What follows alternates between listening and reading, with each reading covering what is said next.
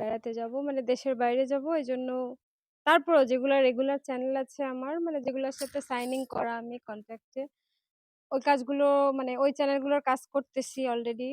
আজকেও আসছি, শুটে করতেছি। তো করে দিব সব কাজ। আর আমি যে এলএসসি মানে স্টাডি রানিং It's এ, 12:59 তো p.m. আমার তো হচ্ছে ডিসেম্বর মাসে কোর্ট বন্ধ, সেজন্য আমি পুরো ডিসেম্বর মাসটা সিঙ্গাপুরে থাকবো, এই জন্য প্ল্যানিং চলতেছে। এর আগে কি কখনো দেশের বাইরে যাওয়া হয়েছে কিনা বা কোন দেশে? এর আগে হচ্ছে ইন্ডিয়া গিয়েছি। ইন্ডিয়া তো যাবোই মাস্ট। আর অন্য কোনো দেশে এখনো যাওয়া হয়নি। এই ফার্স্ট টাইম সিঙ্গাপুরে যাব।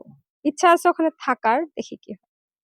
সুফিয়া সাথীর এই আহ, মিডিয়াতে আসার যাত্রাটা কেমন ছিল? ওরে বাবা, এটা এটা কি সত্যি বলবো না মিথ্যা বলবো? সত্যি।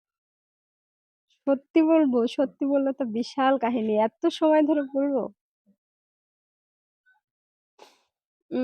যাত্রাটা কেমন ছিল, মানে এটা হয়ে গেছে, টের পাইনি, হয়ে গেছে। মানে কিভাবে? অজ্ঞানের ঘোরে, মানে সেন্সলেস অবস্থা। যেমন? যেমন যেমন শুরুটা খুব ভালো ছিল। মানে আমি কখনো ভাবিওনি, কল্পনাও করিনি যে মিডিয়া কি, কি দিয়ে কি আসবো, কখনো পর্দার সামনে আমাকে দেখা যাবে। আর ছোটবেলা থেকে অনেক ঠান্ডা, চুপচাপ, শান্ত, বোরকা পরি। তা আমাদের ফ্যামিলিও ওইরকমই।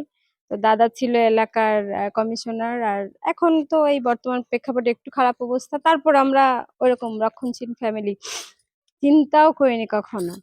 তো আমার আব্বু আবার পানি উন্নয়ন বোর্ডের অফিসার ছিল, পাশাপাশি কালচারাল ইয়েতে ছিল, ২১শে টিভিতে একটা প্রডিউসার ছিল, আরো অনেক কিছু মিলে বিটিভি টিভি অনেক কিছু মিলে। আব্বুও শিল্পী ছিল, কিন্তু তখনও আমাদের কোনো ইয়ে ছিল না, আমরা মিডিয়াতে কোনো ভাই বোন কিংবা আমি যাব। হঠাৎ করে আব্বু মারা গেল। মারা যাওয়ার পর মানে নাটক অঙ্গন থেকে সবাই আমাদের বাসায় গেল আব্বুর লাশ দেখতে, জানাজা টানাজা করতে। পরে একটা টাইমে আমাকে হঠাৎ করে বাংলাদেশ বেতারে ডেকে নিয়ে গেল। বলতেছে যে তোমার আব্বু তো এখানে ছিল, তুমি তো ওই যে কি একটা পায় না, কোঠা টোটা এরকম কি একটা পায়, বলতেছে তুমি তো এই কোঠায় একটা শিল্পী লিস্টে তুমি আসছো, তুমি তোমার আব্বুর প্রফেশনটা চালাও।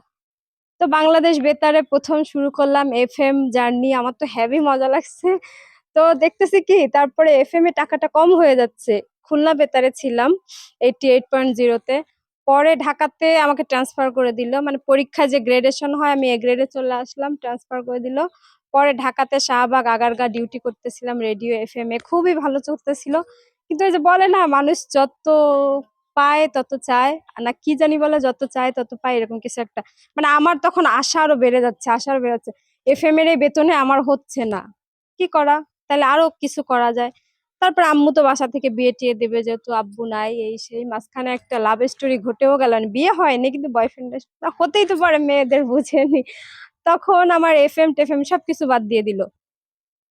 আমি খুব খারাপ একটা চক্রে পড়ে গেলাম, মানে যে বয়ফ্রেন্ডটা, ওর সাথে খুব খারাপ একটা চক্রে পড়ে গেলাম। চক্রে পড়ে যায় একদিন আমি দেখি কি, আমি সেন্সলেস অবস্থায় সেন্ট মার্টিনের জাহাজের মধ্যে।